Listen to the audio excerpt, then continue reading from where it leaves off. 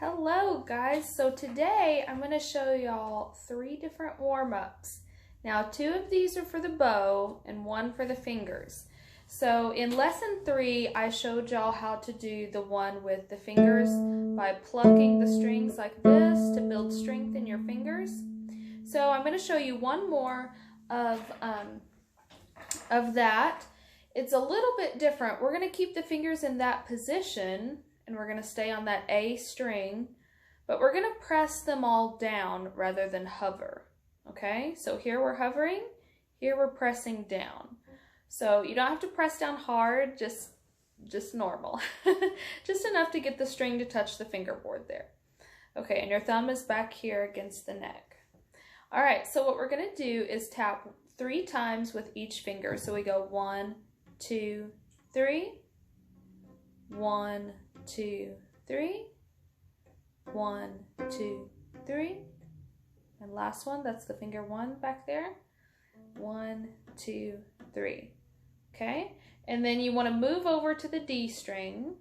So we did this string, now we're on this string, so we do that same position, we go 1, 2, 3, and so on. And if you do it very firmly, you might hear your cello make a sound there.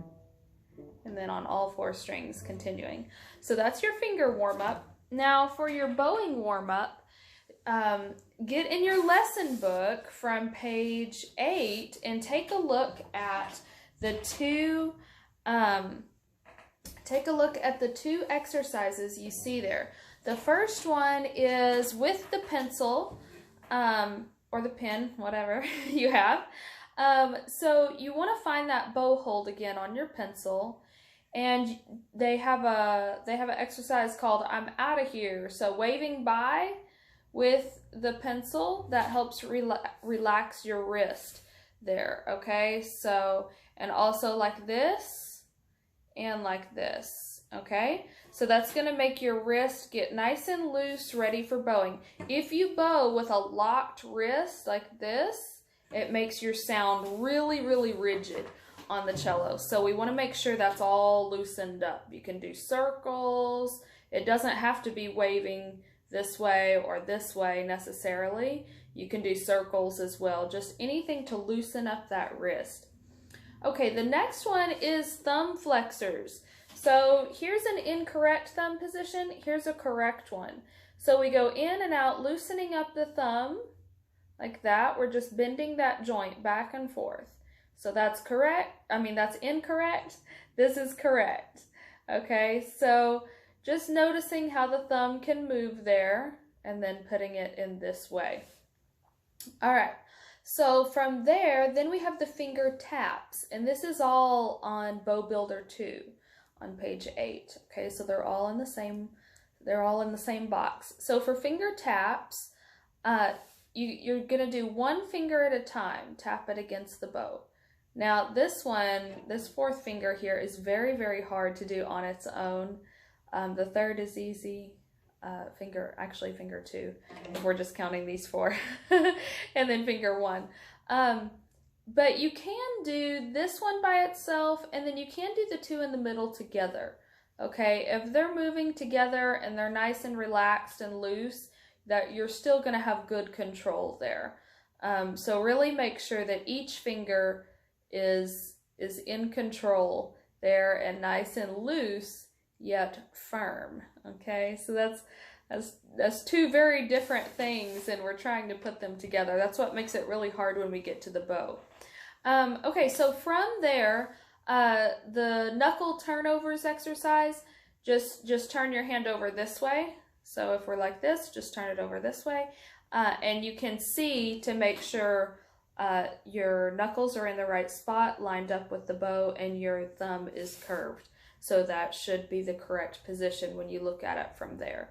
So sometimes when we're looking at it from this direction, we're not seeing everything. It's a good idea to take a peek underneath there. So that's all your warm-ups for lesson 5. So this is lesson 5. And we're going to get straight into the pizzicato work. So exercise 17, this is on page 8 of Essential Elements Book 1. And we're going to start with the G, and then we're going to go F sharp. Then we have E, and back to F sharp. So we're reviewing these notes that you've learned so far. So starting on G, you go G, G, F sharp, rest. E, E, F sharp, rest. G, F sharp, E, F sharp, G, G, G, rest. Okay? Now something y'all might notice is that sometimes you'll see the sharp symbol right beside the note, and then other times you won't see it there, but we're still supposed to play an F sharp.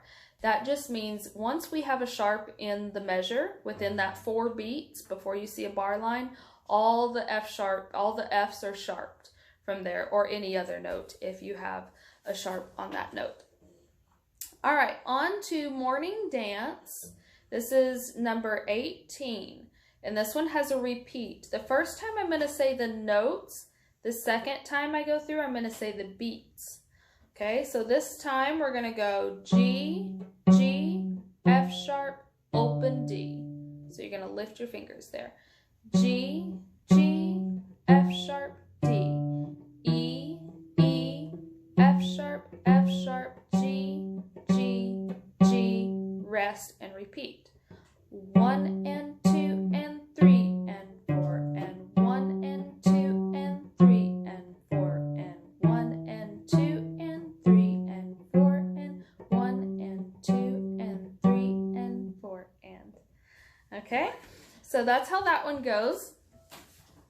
And then our very last one is Rolling Along. Now, Rolling Along is the same tune as Mary Had a Little Lamb. So we all know Mary Had a Little Lamb. Goes like this. I'll just play it one time and very slowly for you guys. So we're going to go F sharp, E, D, E, F sharp, F sharp, F sharp, rest. E, E, E, rest. F sharp, F sharp, F sharp, rest. F sharp, E, D, E, F sharp, F sharp, F sharp, F sharp, E, E, F sharp, E, D. Rest, rest, rest. Okay, so that last note is just one beat, and then you silence it with your finger there, if you can. All right, so that is the same as Mary Had a Little Lamb.